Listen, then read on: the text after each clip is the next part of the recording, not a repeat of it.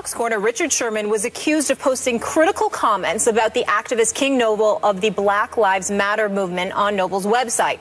Before getting into his normal press conference, Sherman denied writing the comments and addressed that topic with the media yesterday.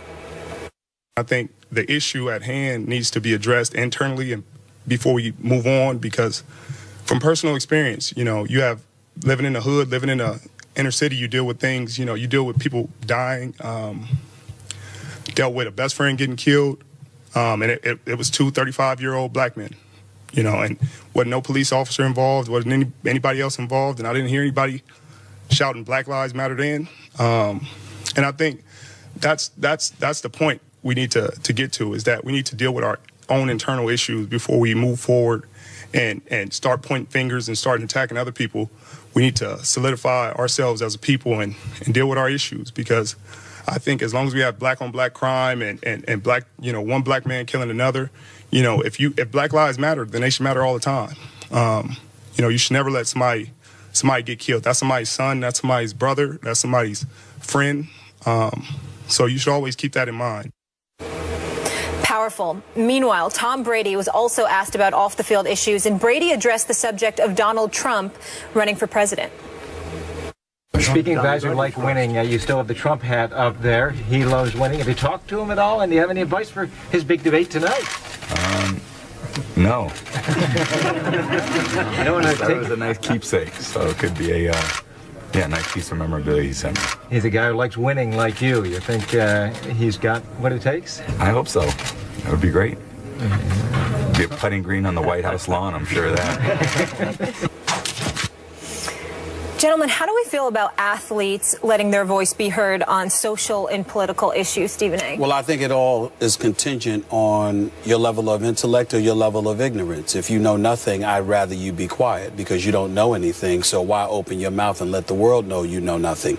If you are somewhat intellectual about a particular subject, even if you don't know all the details, the intricacies or whatever, then I applaud what you're doing. In the case of Tom Brady, I have absolutely no problem with his support of Donald Trump, because that is a friend of his. And as a friend of his, he has a right to support somebody that he likes, because he's not hiding behind the fact that they're friends and obviously they've played golf together. In the case of Richard Sherman, who I consider young and pretty brilliant, highly educated, I can't applaud enough what he said. I took some hits months ago, Skip Bayless, because I got on the quote-unquote Black Lives Matter movement for booing presidential candidate Governor O'Malley from Maryland, because he said Black Lives Matter, white lives matter, all lives matter. I said, why would you boo a man running for president? What do you want him to do?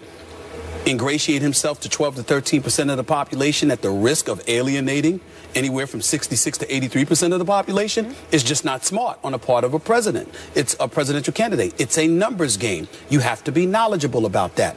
But what I also highlighted, and I'm not against the Black Lives Matter movement at all. I understand where it originated from. I understand what they're trying to say, even though some people that have ingratiated themselves into that movement, there's some questions about that, but this is not the place to get into that. What I did say that offended folks was this. I didn't hear Black Lives Matter when black folks were getting murdered in the streets of Chicago by black folks. I didn't hear that when black folks was losing lives by the hands of other black folks in Baltimore. And that's just those two cities. And to be quite honest with you, one of the issues I have with our president, who I love dearly, is the fact I think he hasn't spoken up enough about Chicago, which is where he's a junior senator from. So that's the only thing I would say about that. But with all of that being said, to get to Richard Sherman's point, Richard Sherman is absolutely right. As a black man, it is disgusting and disgraceful to see the lives of black people that are lost at the hands of other black folk. Yes, there is racism. Those problems have to exist. The prejudices, this has to exist. Problems economically and what have you, at the hands of a system that clearly has black folks behind the 8 ball. All those things are true. My friend Karen Hunter speaks about this on her radio show. The great Joe Madison, he speaks about it all the time on his Sirius XM show. I would encourage people to listen to those to get more facts. But all I'm saying from a general perspective is this.